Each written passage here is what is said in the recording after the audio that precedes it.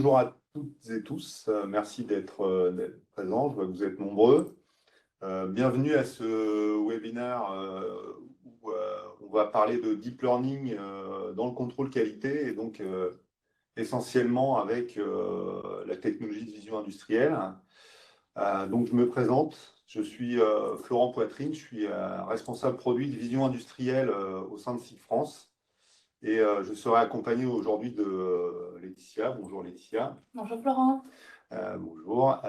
Laetitia qui est expert application en vision industrielle et qui nous apportera sa compétence technique durant nos échanges. Pour information, vous avez été toutes et tous mis en sourdine à votre arrivée dans le WebEx, donc on ne vous laissera pas la parole. Par contre, vous avez la possibilité de poser vos questions directement dans le module questions et réponses que vous trouverez en bas à droite du WebEx, donc soit déjà affiché, soit en cliquant sur les trois petits points, vous trouverez le module Q&A et vous pouvez poser vos questions. On y répondra en fin de webinaire. OK ?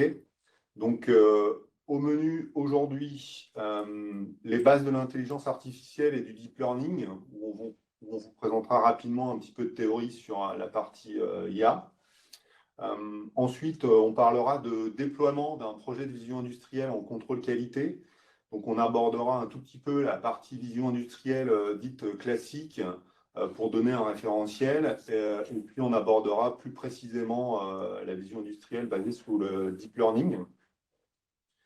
Ensuite, on vous montrera un certain nombre d'exemples d'applications qui peuvent être réalisées et où le deep learning a tout son sens. Ensuite, on vous fera une petite démonstration sur deux cas concrets, donc un en classification, donc deep learning classification, et un autre en détection d'anomalies. Et puis, à la fin, on répondra à vos questions en fin de webinaire. OK ? Avant de commencer, quelques mots sur SIG. Donc, SIG aujourd'hui est un leader mondial dans le domaine du capteur et des solutions de capteurs. Aujourd'hui, SIG, c'est plus de 50 filiales dans le monde, d'accord, où on développe des solutions de capteurs pour toutes les entreprises dans tous les secteurs d'activité, comme la production automatisée, bien sûr, l'industrie classique, mais également la logistique et le process. Nous avons un des plus larges portefeuilles produits aujourd'hui avec plus de 40 000 références, un chiffre d'affaires autour de 2 milliards d'euros par an et plus de 11 000 employés aujourd'hui. Donc, SIG réinvestit également une grande part de ses bénéfices dans la recherche et développement avec plus de 210 millions d'euros pour l'année passée, avec un vrai objectif de rester à la pointe de l'innovation notamment, avec aujourd'hui pas plus de 3000 et quelques brevets qui sont déposés. En termes de portefeuille produit, on va retrouver bien sûr le cœur de gamme comme la détection de présence avec des capteurs photoélectriques ou des détecteurs de proximité inductifs. On est bien sûr un leader mondial dans la sécurité industrielle avec l'ensemble des capteurs de sécurité dans la machine, mais également tout ce qui est scanner laser de sécurité. On retrouve également des produits qui sont un peu plus dédiés au process, comme les analyseurs de gaz ou la mesure de flux. On parle également d'intégration verticale, c'est-à-dire la capacité de SIG à proposer des solutions de capteurs, mais du capteur jusqu'en haut de la pyramide avec des solutions digitales. SIG fabrique aussi des systèmes, c'est-à-dire qu'on est capable depuis notre gamme capteur standard de monter des systèmes entiers avec de la mécanique associée à ces capteurs. Et puis on retrouvera également d'autres gammes de produits comme les capteurs de contrôle de mouvement que peuvent être les codeurs, la mesure de distance, l'identification, l'instrumentation qui qui permet de faire de la mesure de température, de niveau, et bien sûr la vision industrielle. Ok, passons au sujet qui nous intéresse. Un tout petit peu de théorie sur la partie intelligence artificielle. Qu'est-ce que l'intelligence artificielle de manière assez simple? L'intelligence artificielle, c'est toute technique qui permet aux ordinateurs d'imiter la prise de décision et la résolution de problèmes de l'homme. D'accord? Ensuite, dans l'intelligence artificielle, on va trouver différentes technologies. On va tout d'abord retrouver le machine learning, qui est la technologie la plus ancienne et la plus simple. Cette technologie, le machine learning, s'appuie sur des algorithmes qui s'adaptent eux-mêmes au système à partir de retours qui sont faits par l'humain. Okay. Donc, par exemple, quand vous allez sur un site web, vous allez pouvoir avoir des chatbots sur les différents sites Internet qui vont vous poser des questions et en fonction de vos réponses, qui vont vous proposer différentes choses, okay, ou vous reposer d'autres questions. Ou des plateformes qu'on connaît tous très bien, des plateformes de streaming ou de films, qui, en fonction de votre activité, vont pouvoir vous proposer via des algorithmes des films ou du contenu en relation avec ce que vous avez déjà visualisé ou écouté. Okay. Donc ça, c'est le machine learning, l'apprentissage automatique. Ensuite, on va retrouver le deep learning, qui est un sous-segment du machine learning, qui, lui, n'a pas besoin d'intervention humaine. Il fonctionne à partir de données qui vont être entraînées dans un réseau neuronal, j'y reviendrai juste après, okay, pour ensuite prendre des décisions tout seul sur des objets ou des choses qu'il a à traiter, qu'il n'a pas forcément vues au préalable. Dans ces deux technologies, que ce soit le machine learning ou le deep learning, on a quand même à la base besoin de données, donc d'une certaine quantité de données qui vont servir à la base de l'apprentissage des algorithmes. Okay. Donc voilà le postulat de départ. Ensuite, si on veut transposer ça aux applications dites industrielles, par exemple, ici, si vous voulez contrôler un processus de fabrication, qui est une tâche assez facile pour l'homme. Ici, on sait très bien différencier les noisettes des amandes grillées, d'accord. Mais ça se complique un peu sur ce genre de produit quand vous voulez automatiser cette tâche, d'accord. Donc ça devient un peu plus, un peu plus compliqué si vous voulez faire apprendre à un capteur ou à une caméra ou à un ordinateur, pourquoi pas, ce genre de prise de décision, d'accord.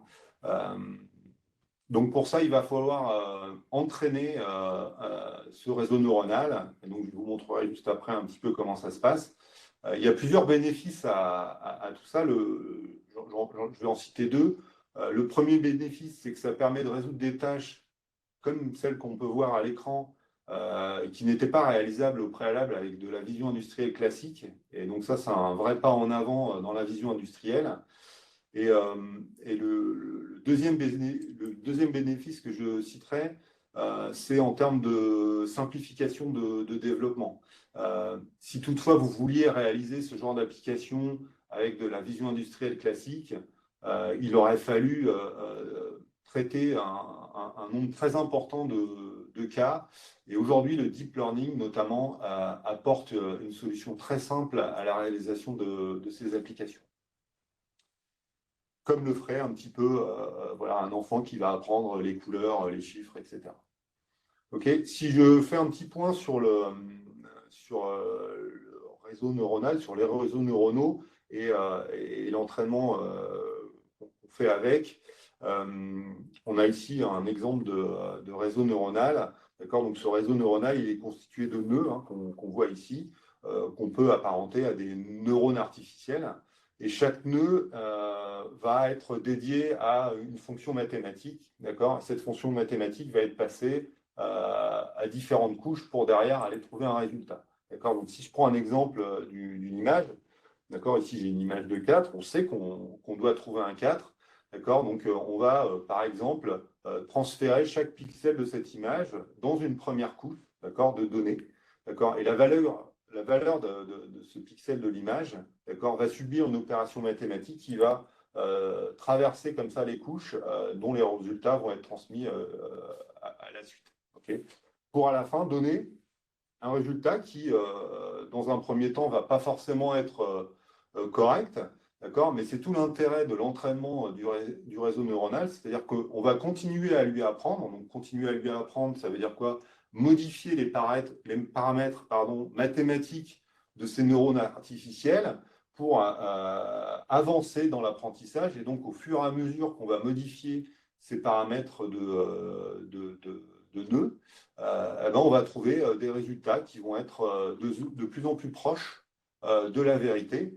Et puis, une fois qu'on a trouvé pratiquement à 100% que cette image était un 4, on va pouvoir en déduire un modèle, et ce modèle va pouvoir être utilisé par la suite dans les capteurs ou dans les caméras pour prendre la décision et pouvoir faire le tri derrière de différentes images. OK ? Donc voilà un petit peu comment fonctionne l'entraînement des réseaux neuronaux. Maintenant, ce que je vous propose, c'est de passer aux deux différents déploiements d'un projet de contrôle qualité en vision industrielle. Et on va commencer par de la vision industrielle classique, c'est-à-dire sans deep learning pour donner un petit peu les différences et avoir un référentiel en termes de déploiement. Okay, donc on va partir du principe, et de toute façon c'est souvent comme ça que ça se passe, quand on parle de vision industrielle classique, il faut qu'on connaisse les défauts, les défauts qu'on va avoir à contrôler sur une production. Donc ces défauts sont prédictibles, et sur ces défauts, donc sur ces images qu'on va pouvoir analyser, on va pouvoir mettre des outils classiques qui vont être des outils de mesure dimensionnelle, de recherche de forme, de comptage de pixels, comme on en a tous dans nos caméras, quel que soit le fabricant. Okay, et donc derrière, on va pouvoir bien sûr réaliser des applications de contrôle de présence, de mesures dimensionnelles, etc. Okay, donc sur ce genre d'application où on connaît déjà les défauts, comment ça va se passer? La première étape, c'est déjà une définition du cahier des charges. Ça veut dire c'est souvent à la charge de l'utilisateur, donc plutôt du client, de définir lui-même ce qu'il a à contrôler sur sa production et de définir les différentes classes de défauts qu'il va avoir à détecter pour derrière faire une étape de faisabilité afin de définir au mieux le matériel, donc la caméra, les outils qui vont être associés pour pouvoir réaliser cette application. Une fois que ça c'est fait, on peut passer soit par une phase de test directement sur site, soit exécuter ce qu'on a défini en termes d'outils et de matériel directement sur la ligne. Okay, donc ça, c'est dans le cas où les défauts sont connus, sont prédictibles. Maintenant, la question qu'on se pose, et on l'a vu dans l'exemple que j'ai cité avant sur les différentes noisettes, noix ou amandes, que se passe-t-il quand ces défauts ne sont pas prédictibles? C'est-à-dire qu'on va avoir un panel de produits qui vont pouvoir être produits avec des défauts qu'on ne connaît pas, on ne connaît pas l'emplacement, on ne sait pas exactement quels vont être le type de défaut. D'accord? Donc pour ça, on va pouvoir passer à une étape, ou en tout cas une technologie différente. Et je laisse la main à Laetitia. C'est vrai, Florence, ce que tu dis, c'est le fait que le défaut soit prédictible, on arrive finalement à placer des zones à des endroits bien définis, définir des tolérances autour d'une mesure, autour d'un comptage de pixels ou de corrélation de forme, par exemple. Donc ça, c'est ce qui se passe lorsqu'on est en vision traditionnelle. Maintenant, lorsqu'on a finalement un manque de prédictibilité et une grande variété d'images à contrôler, du moins de défauts à contrôler, ben là, ça devient beaucoup plus complexe. On va prendre l'exemple de plots de palettes. Donc, les plus connus chez nous les palettes Euro et les palettes IPAL, qui sont caractérisées par un logo qui est imprimé sur le plot. Bien, ce logo, il va pouvoir se dégrader au fil du temps On va pouvoir le marquer tantôt sur un plot qui sera en bois brut ou alors en bois recomposé, ce qui fera finalement que l'image qui ressort d'une caméra peut être totalement variable d'une prise d'image à une autre. Et c'est ce qu'on voit sur la droite de l'écran. Voilà, des logos qui sont partiellement effacés, des fonds qui ne sont pas forcément uniformes, pas toujours de la même couleur, etc. Et dans ce cas-là, je me dis, avec un outil de vision traditionnel, ben, lequel je pourrais choisir et comment je pourrais m'en sortir avec un comptage de pixels, différencier le logo IPAL d'Euro, ben, pas forcément évident dans tous les cas parce que il peut être partiellement effacé l'un et l'autre. La mesure de forme, ça va être pareil pour les mêmes raisons. De l'OCR, ça va être compliqué en OCR traditionnel. Voilà, donc vraiment, là, je suis plutôt perplexe sur une application comme ça en vision traditionnelle.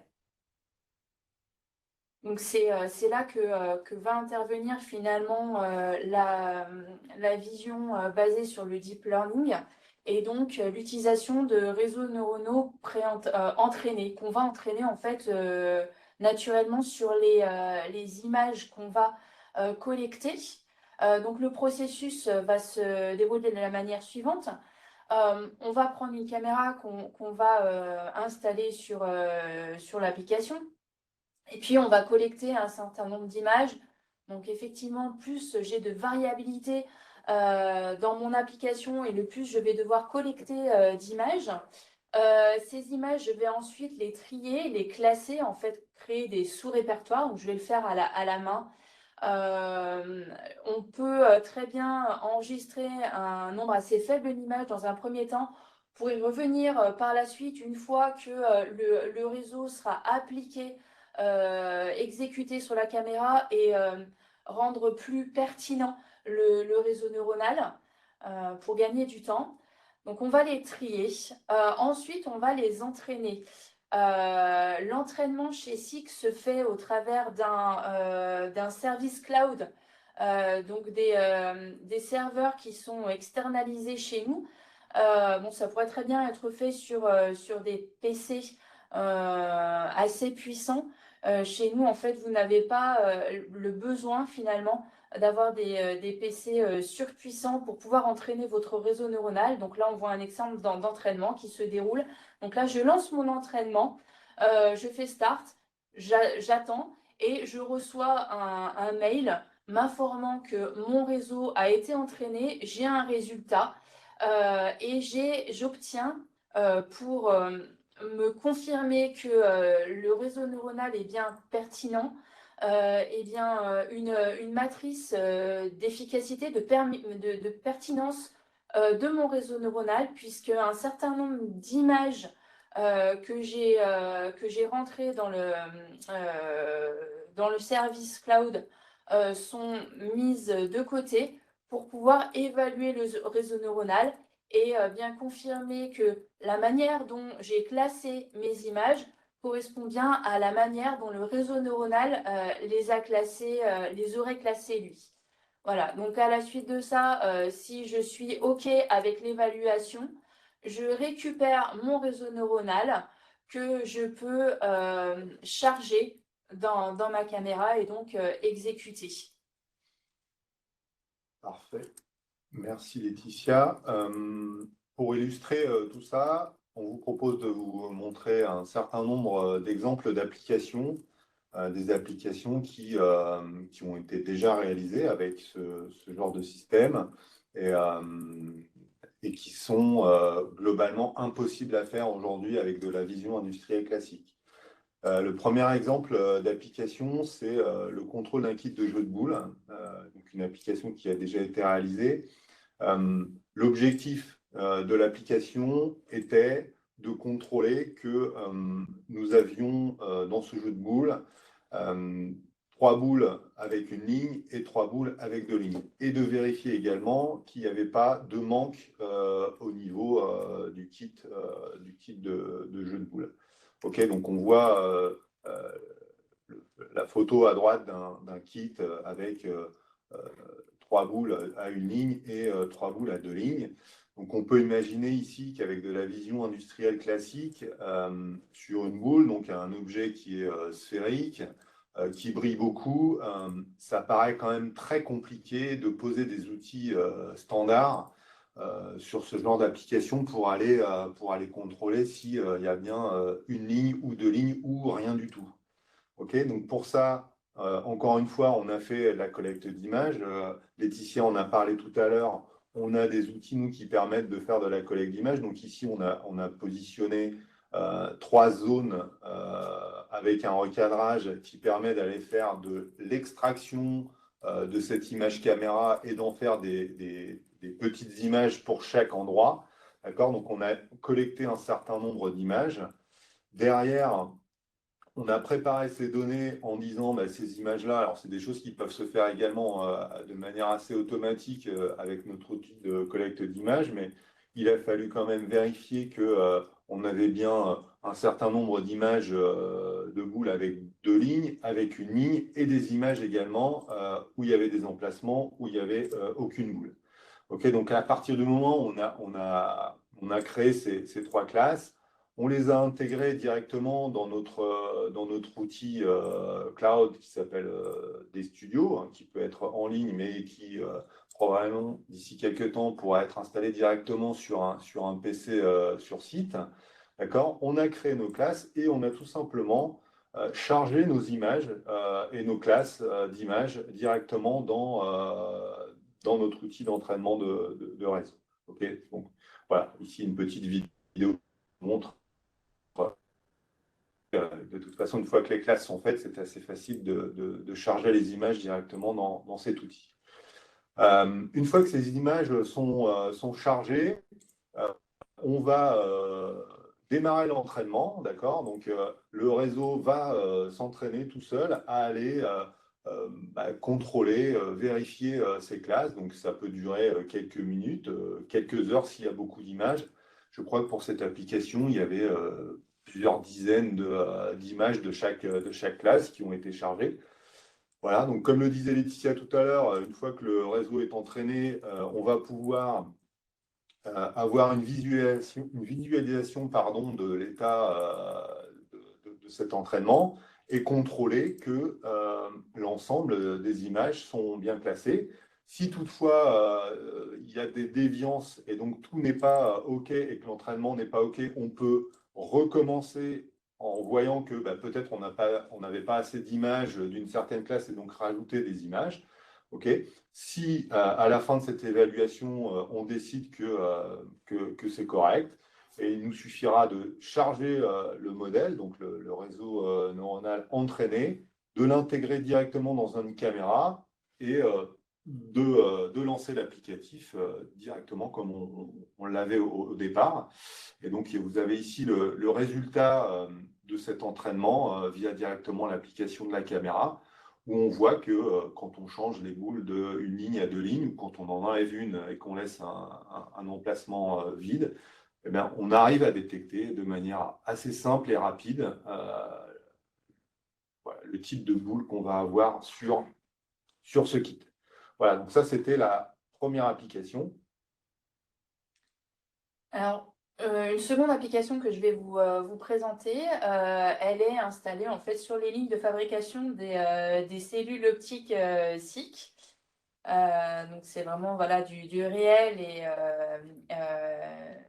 et contrôlé chez nous.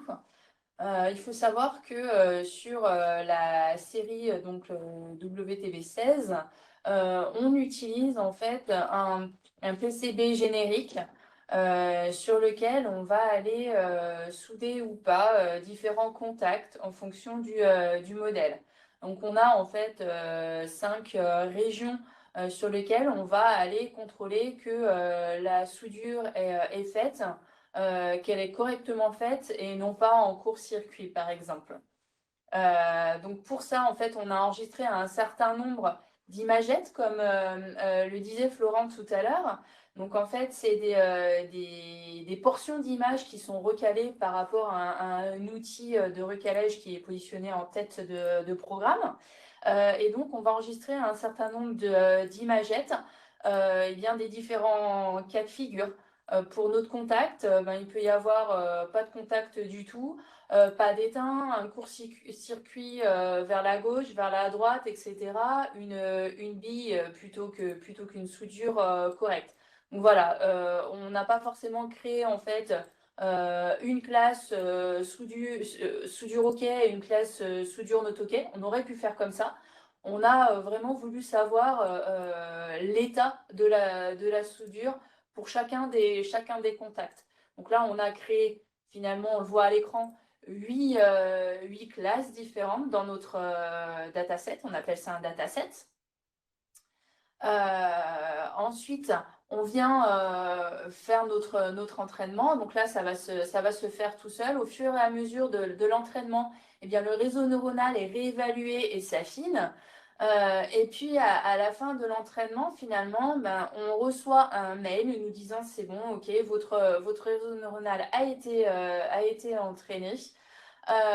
Voici la matrice de pertinence de votre réseau neuronal. Donc l'idée étant en fait que on ait un maximum de score dans la diagonale, ce qui veut dire que la vraie vérité, c'est-à-dire la manière dont on a classé initialement les images, correspond à la manière dont le réseau neuronal les a prédites.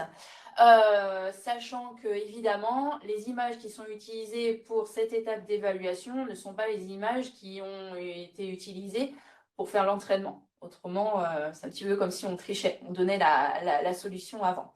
Voilà, donc si on n'a pas forcément les scores complets dans la diagonale, on peut toujours en fait cliquer à l'extérieur de la diagonale et voir si l'image en fait qui a été mal classée pour ensuite en fait insister sur un cas de figure bien concret et réentraîner notre réseau neuronal.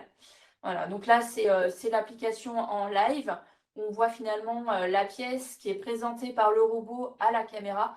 Donc il y a différents contrôles qui sont effectués, incluant en fait le contrôle des contacts. Donc il y a voilà, tout ça pour dire que on peut associer de la vision traditionnelle à de la vision deep learning. Les deux sont pas incompatibles et justement viennent se compléter. Ok, quelques autres applications de manière un peu plus rapide, sans rentrer dans le détail, parce que je pense que vous aviez bien compris le processus de déploiement. Une application de contrôle de perçage et taraudage qui sont jamais très évidentes à réaliser puisque c'est de l'usinage. Donc sur un seul slide ici, on voit la problématique. C'est toujours une application qui est réalisée dans notre propre usine de fabrication de capteurs, où ici, vous allez sur un élément de caméra, aller percer des trous et venir les tarauder. Et donc, c'est très compliqué ici de faire une vérification automatique, non pas du perçage, mais essentiellement du taraudage. Donc, du coup, il a été, pareil, fait par un entraînement de réseau sur différentes classes, notamment taraudé, pas taraudé, avec, on voit ici en bas, des images très différentes à traiter en fonction de l'éclairage et du trou en lui-même. Donc voilà, c'est une application de contrôle de tarot sur une pièce métallique. Donc on voit aussi ici sur les images du bas la complexité des différentes images qu'on pourrait traiter, qu'on aurait eu à traiter avec de la vision industrielle classique et qui est réalisée de manière assez simple, juste en prenant quelques images et en les injectant dans le réseau. Une autre application qui est caractéristique du domaine du bois, elle va consister à contrôler le sens des nervures de planches de bois. Donc là, c'est pour un fabricant de maisons en bois où on a eu à aller déterminer si les nervures étaient orientées vers le haut ou vers le bas. Euh, Au final, ça lui sert en fait à retourner les planches lorsqu'elles ne sont pas dans le bon sens, puisqu'ensuite il se sert en fait d'accumulation, d'empilement de planches à nervures opposées pour augmenter la solidité de ces éléments constituant voilà, la maison en bois. Donc on va avoir un réseau pré-entraîné, du moins entraîné sur la base d'images qui ont été collectées, avec une classe down, une classe up et une classe over. On voit à droite où va avoir en fait des difficultés à déterminer. Voilà, si tu montres en bas, en niveau de grille, en fait, voilà, ces images-là, on n'a pas vraiment de sens de nervure. Donc, il faut avoir préparé une classe autre où finalement, on ne sait pas forcément prendre la décision. Donc là, on voit que la grande majorité des nervures vers le bas sont bien repérées par le réseau neuronal comme étant vers le bas, et même chose pour le haut. Donc je vais pouvoir extraire en fait mon réseau neuronal, le télécharger et l'injecter dans ma caméra pour faire ce contrôle. Une autre application qui n'est pas dans le bois, même si l'image montre du bois, chez un célèbre fabricant de fenêtres de toit. Mais c'était plutôt dans le métal et dans la découpe. C'était le contrôle justement de cette découpe et l'injection de mousse à l'intérieur de cette découpe, cette partie métallique qu'on voit ici. À la découpe, il y a un petit peu d'huile qui vient se positionner justement sur cette mousse qui est injectée dans cette partie métallique.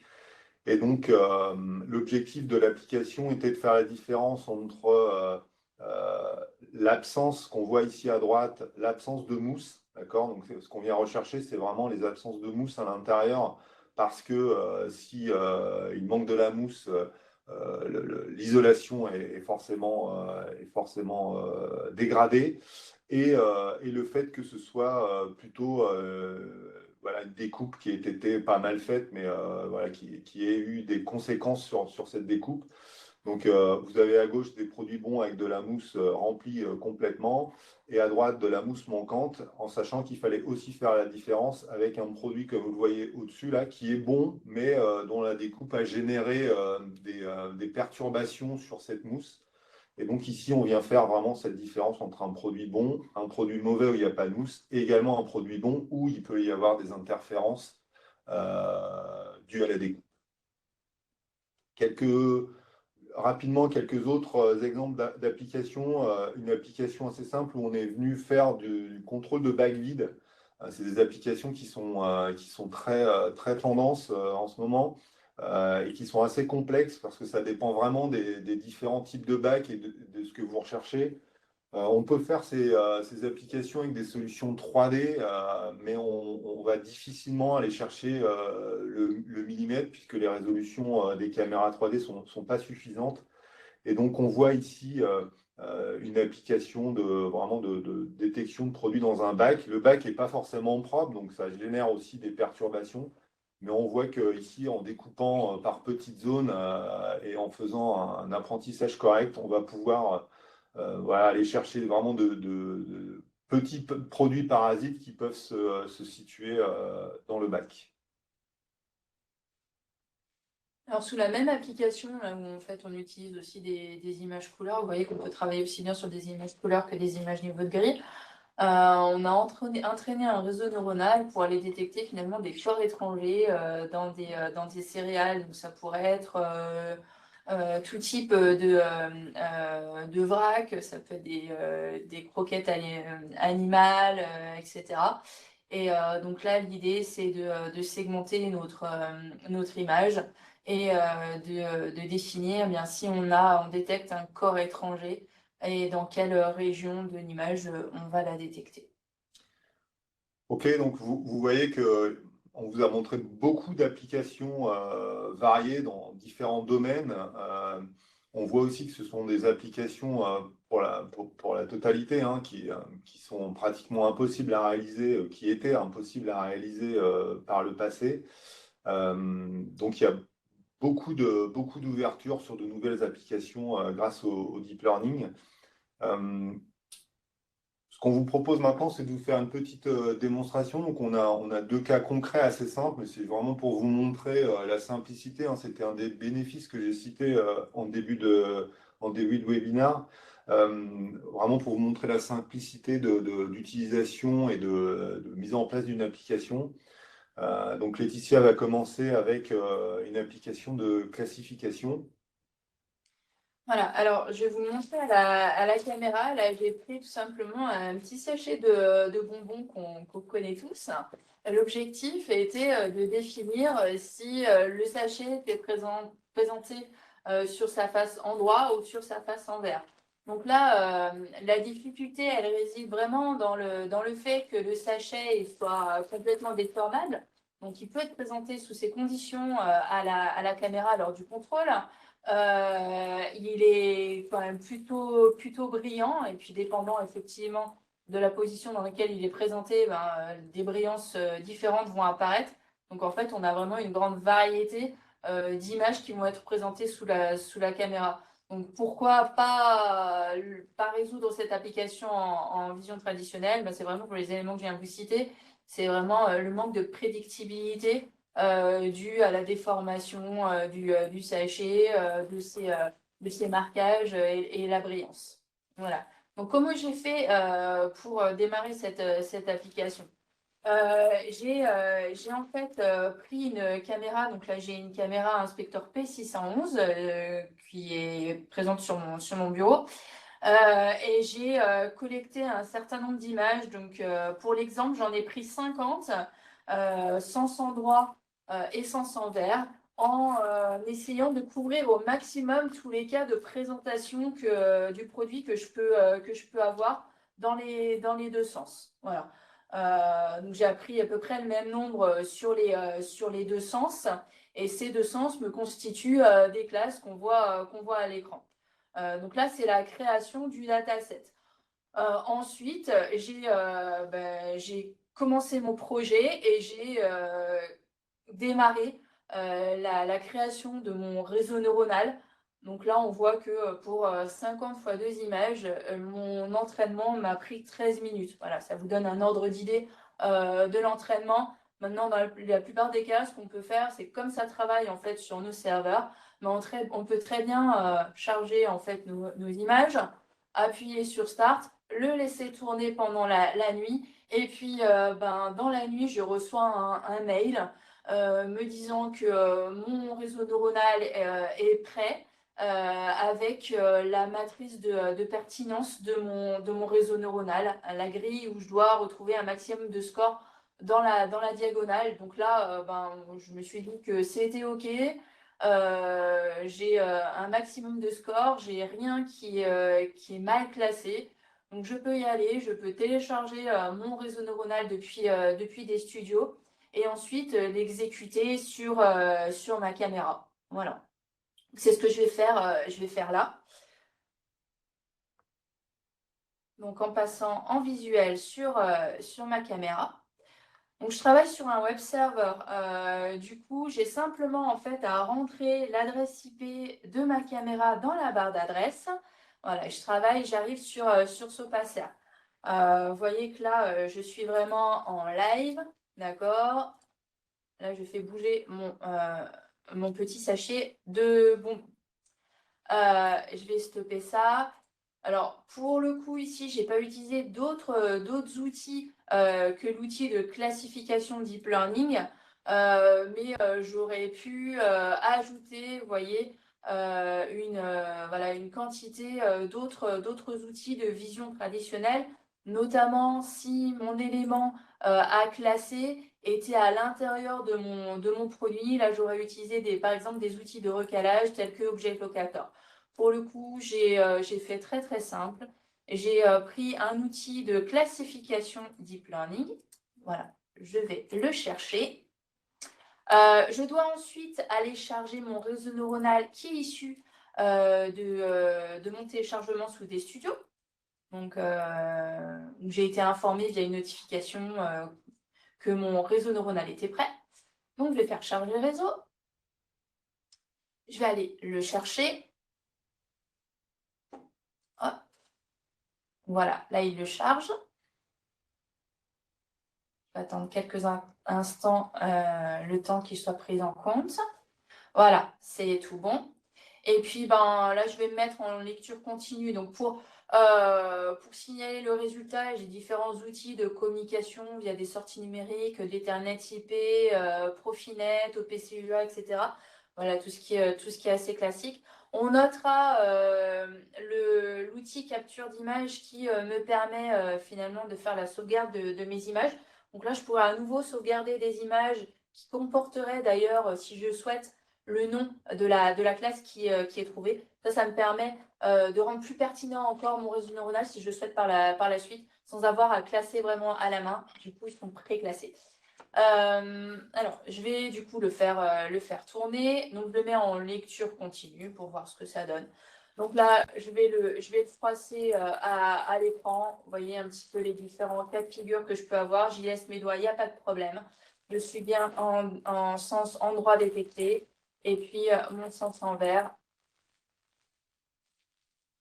Hop, voilà. Tac. Voilà, je vais arrêter la lecture continue. Et puis, je vais donner la main à Florent, qui va vous présenter une application de deep learning, cette fois-ci sur la détection d'anomalies. Et merci Laetitia. Oui, à la différence de Laetitia qui a utilisé un entraînement de réseau directement dans le service digital, moi je vais utiliser un entraînement directement dans la caméra. D'accord, donc je ne suis pas moins gourmand que Laetitia, donc j'ai pris des boîtes de bonbons également. Et donc, je vais vous montrer ça. L'objectif, c'est de trouver des anomalies sur ces boîtes de bonbons. Donc, c'est quelque chose d'assez simple, mais c'est juste pour mettre en évidence la simplicité de mise en place d'une application de détection d'anomalies. Donc, pour ça, comme Laetitia, j'ai ma caméra sur la table.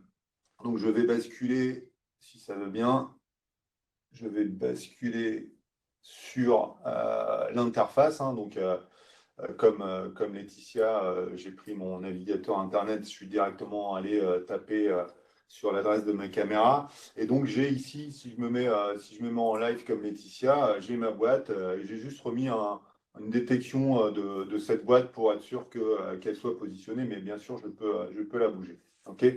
Donc, qu'est-ce que je vais faire? Je vais aller paramétrer une détection d'anomalie, donc de manière assez simple. Je vais prendre dans la liste, donc vous voyez également ici que j'ai la liste de mes outils classiques, mais dedans j'ai la classification et la détection d'anomalies, donc qui sont ces outils de deep learning. D'accord? Et puis je vais aller positionner une zone dans laquelle je veux faire mon contrôle. D'accord? Voilà, je l'ai positionné. Pour l'instant, je ne paramètre rien. Et encore une fois, la différence de Laetitia, je vais faire ma prise d'image directement ici. Et puis, je vais faire l'entraînement du réseau directement dans ma caméra. Donc, pour ça, c'est assez simple. Je vais repasser en live. D'accord? Donc, j'ai bien mon image live. J'ai mon produit qui est bon dessus. Et puis, je vais tout simplement faire l'acquisition d'une image que je vais stocker dans la caméra. D'accord? Et puis, je vais prendre une autre boîte que je vais positionner qui est bonne également. D'accord? Et donc, je vais continuer à faire l'enregistrement de mes images. Et puis, je vais en prendre une troisième. D'accord? Et puis, je vais voilà, faire cette troisième image. Je n'ai fait que des images bonnes. D'accord? C'est le principe de la détection d'anomalies. Et puis, ensuite, en bas de cet outil de détection d'anomalies, je vais pouvoir faire mon entraînement. D'accord? Donc, je lance mon entraînement. C'est assez rapide sur la caméra. Ça prend beaucoup moins de temps que le temps d'un entraînement de classification. Voilà, c'est terminé. On voit que là, mon produit qui était bon est bon au niveau de la caméra. Je peux continuer à mettre mes produits qui sont bons et ils restent bons, hein, puisque ça reste en vert. Et puis là, j'ai une boîte de bonbons où il y a une anomalie dessus, donc vous ne la voyez pas à la caméra, mais vous allez la voir directement dessus. Et donc, on va pouvoir détecter directement une anomalie. Donc ici, c'est une petite tache ou une bosse sur la boîte, d'accord? Donc voilà, j'ai détecté directement cette anomalie sur cette boîte en quelques minutes. Alors, bien sûr, c'est assez simple, mais on peut imaginer faire ça avec d'autres produits directement sur la caméra. Elle est installée directement sur la ligne. Je fais l'acquisition, je fais l'entraînement de la caméra et derrière, c'est directement parties. OK? Voilà pour les démonstrations. OK, il nous reste donc à vous remercier de votre participation. Si toutefois, après ce WebEx, vous avez des questions ou si vous avez des applications et que vous voulez qu'on vous accompagne dans la réalisation de celle-ci, pardon, vous pouvez nous contacter, donc directement Laetitia ou moi. Vous avez ici nos adresses mail. Sinon, sur le site, vous pouvez directement nous contacter. Vous avez vos interlocuteurs privilégiés que vous connaissez déjà. Vous avez la boîte info.sic.fr. Vous avez le numéro de téléphone. Donc, voilà, vous avez plusieurs moyens de nous contacter si vous avez des besoins ou des questions après ce webinaire. Voilà. Et puis une dernière information pour les gens qui habitent dans l'ouest de la France, on sera présent début février à une journée donc, qui s'appelle les Rendez-vous Tech chez Proxinov et dont le sujet sera l'intelligence artificielle au service de l'industrie. Donc on montrera en live aussi tout un tas de démonstrations. Donc pour les gens qui habitent dans le coin, n'hésitez pas à regarder sur le site web de Proxinov voilà, pour venir participer à cette journée. Voilà, en vous remerciant de votre présence et des échanges qu'on a pu avoir avec vous via un chat ou un module questions-réponses. Voilà, on vous remercie, on vous souhaite une bonne journée. Merci à tous, bonne journée, à bientôt.